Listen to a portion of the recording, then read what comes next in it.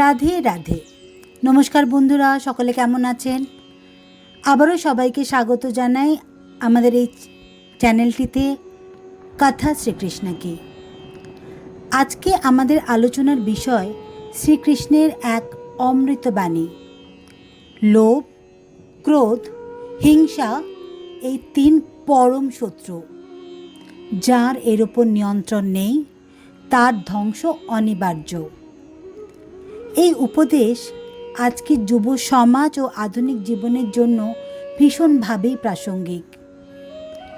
লোভ, ফেম, ফাস্ট মানি, show off life. তরুণ সমাজ shortcut খুঁজছে, ভাইরাল হওয়ার লোভে আত্মিক শান্তি হারাচ্ছে। ফেক লাইফস্টাইলে অপরাধ, প্রতারণার জন্ম দিচ্ছে। Instant emotion, no control. ক্ষণিকের রাগে চিরকালের অনুশোচনা। সেই ক্রোধ থেকে বন্ধুত্ব ভাঙছে, পরিবার ভেঙে পড়ছে, হিংসা ও অপরাধে পরিণত হচ্ছে আজকের সমাজের নানাবিধ জায়গায়। জেলাসি, ইগো, ডিস্ট্রাকশন, হিংসা। অন্যের সাফল্যে অনুপ্রেরণা নয়, হিংসা। সাইবার বুলিং, অপমান, ষড়যন্ত্র আত্মিকভাবে দগ্ধ করছে যুব সমাজকে। শ্রীকৃষ্ণের উপদেশ, যে ব্যক্তি নিজের মন ও ইন্দ্রিয়কে জয় করতে পারে সেই সত্যিকারের বিজয়ী। আত্মনিয়ন্ত্রণই মুক্তির পথ।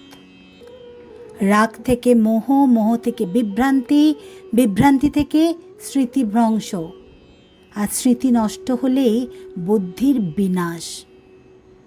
তাহলে কি আমরা এই পরিস্থিতি থেকে কোনো দিনই বেরোতে পারবো না? শ্রীকৃষ্ণ বলেন, লোভ পরিত্যাগ করো, রাগ দমন করো, হিংসার বদলে ভালোবাসা দাও, ধ্যান, ভক্তি ও গীতার আদর্শ গ্রহণ করো।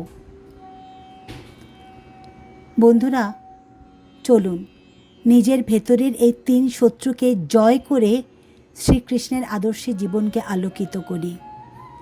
যদি আপনি বিশ্বাস করেন শ্রীকৃষ্ণের বাণী আজও প্রাসঙ্গিক, তাহলে লাইক, শেয়ার এবং সাবস্ক্রাইব করুন কথা শ্রীকৃষ্ণকে, যেখানে কৃষ্ণ বাণী কথা বলে আধুনিক জীবনে।